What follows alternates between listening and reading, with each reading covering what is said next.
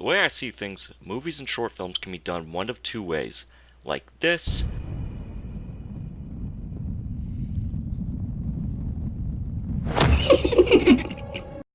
and, well, like this. Monica, don't wait! Ah! Ember Labs has created two of the best short films I have ever seen, and today I'll take the time to appreciate one of them into dissecting why Ember Labs have short films that are done right. We'll start our journey with their most viewed short film, Terrible Fate. Terrible Fate, as you probably know by the thumbnail alone, is a short film based on Majora's Mask, with a central focus on the Skull Kid's character rather than any theories, explaining a possible scenario as to how he got the mask itself. We'll analyze the video from start to finish, which means that I'll be spoiling the story of the video. I don't usually feel the need to state these kinds of things, because it's kind of a given, but because this short film tells its stories through visuals rather than dialogue, I thought I'd give a warning.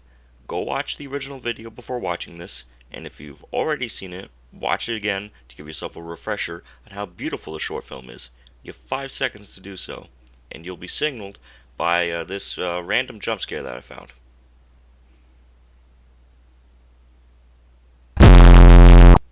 The video starts off with a monologue from the happy mask salesman, briefly explaining the plot of the film and of the game it's based on.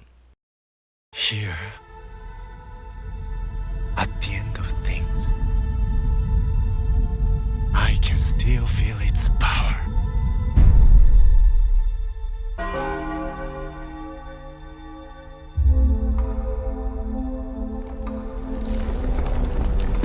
When I found it, I could sense the doom of a dark omen brewing.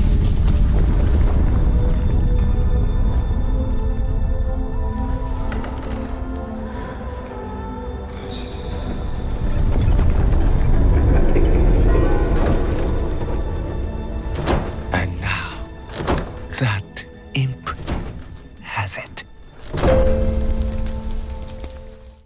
The happy mask salesman is voiced by Masashi Odete, who also stars in Dust, but we'll be getting into that at a later date, and is easily one of the best aspects of the video. He nails the happy mask salesman in a way very few will ever be able to achieve. The feeling of worry in his voice, yet still retaining the unknown intentions from the game, as if he knows exactly what is going on, but has no clue what is going on at the same time. And look at him. He looks like he's a shady guy, and his voice fits that. His voice was born to play this part, and I really hope to see more from Masashi. The Happy Mask Salesman alone looks natural, with him seemingly alive in the stunning cinematography the video has. The behind-the-scenes video reveals that the background used for the video was filmed in real life in Humboldt, California, and yet the Happy Mask Salesman looks like he belongs there. He looks like just a normal guy walking through the forest. Carlos Ortega did a beautiful job modeling the Happy Mask Salesman and his bag.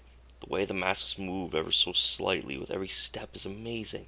The animators did an outstanding job, making his movements appear so natural. Speaking of masks, I'm sure you've seen that mask. The mask modeled by Cordell Felix is the crowning jewel of this film. The natural chips in the paint, even across the eye, from natural wear and tear, the little splashes of color on the horns, to those big, piercing yellow eyes. The mask looks absolutely stunning. It makes me wish that the mask in Majora's Mask had the wear and tear marks present on this mask. It lends itself well within the universe as a take on the mask that I very much adore. I do believe that the chips of paint and wood are what make this take stand out. It is very apparent that this mask is extremely ancient, whereas the one in Majora's Mask looks new and touched up. Alright, let's talk main characters. Skull Kid is presented as a helpless child, with him whimsically playing around all over the place, all over the beautiful forest, with his two fairy friends, Tidal and Tail. In the middle of the film, he bumps into the passed out corpse of a Happy Mask Salesman, and that is when he is, of course, taken over by the mask. Without a single line of dialogue, from when the Happy Mask Salesman is done with his monologue at the beginning to his next monologue at the end, there is more said about the Skull Kid as a character than within the entirety of Majora's Mask. Skull Kid is a puppet, as many of you know, so seeing him actually happy is a nice change. The way he dances around so fluently on the logs and interacts with the frog, that is a real frog, by the way. I must yet again give props to the animators, and of course the model of the Skull Kid, this time being Anders Ehrenborg. Skull Kid is the masterpiece of this masterpiece.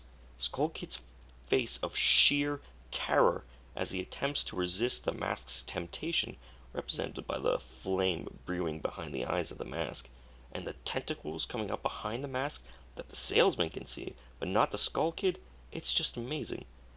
This scene alone would have been worthy of the praise I've been giving the whole video. And then that last desperate attempt at resisting Majora as Majora gains control of Skull Kid.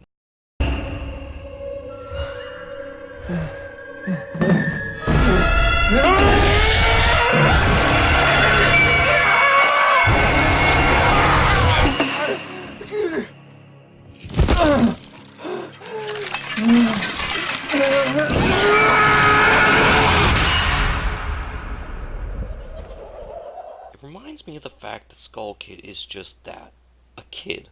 A kid that went through a demonic possession and tried to destroy the place he called home. A kid, through none of his own volition, destroyed Termina's regions. The Skull Kid, although being a puppet, is an innocent bystander to the real person pulling the strings, Majora. Majora is clearly more powerful than anything Link has ever faced as a kid or an adult. Ganon was a very fearsome foe, but he looked and acted nothing like Majora. Majora is psychotic. Ganon is a sociopath. He knows what he's doing. Majora is a crazed lunatic, waiting for the right moment to burst.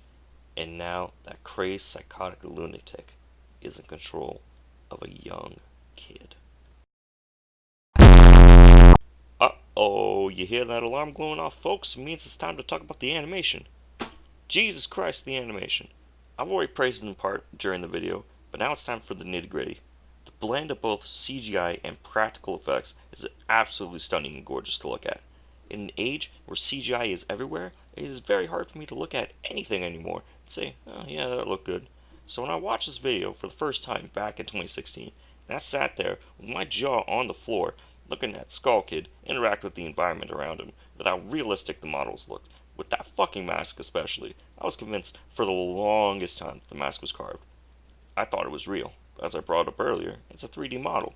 My reaction to the behind the scenes video, where they've revealed the blend of practical and CGI effects, was astonishing to look at.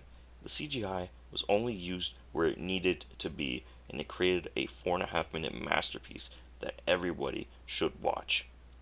Now, I mentioned a short film called Dust earlier in the video, and I'm going to save that for another time, because it's roughly 30 minutes, with a lot more to look into, and it's definitely more dialogue driven than Terrible Fate was. It is also made by Ember Labs, which is why I'm trying to tie it in with this 2-part series, you know. And for those of you who cared to notice, the Reznov teaser was removed. I canceled the project because I didn't want to fucking do it. It was really boring. I had very hard time coming up with things to write for the script. And yeah, this part's not scripted, by the way. This is a bit of a me and you time kind of thing. I miss these times sometimes, you know, back when I played Fire Red when it was just you and me, you know. So glad I fucking purchased the channel of that, by the way. But I might pick up the Reznov Machine for Revenge, I think that was called. I might pick it back up again on a later date, but I really don't see it happening.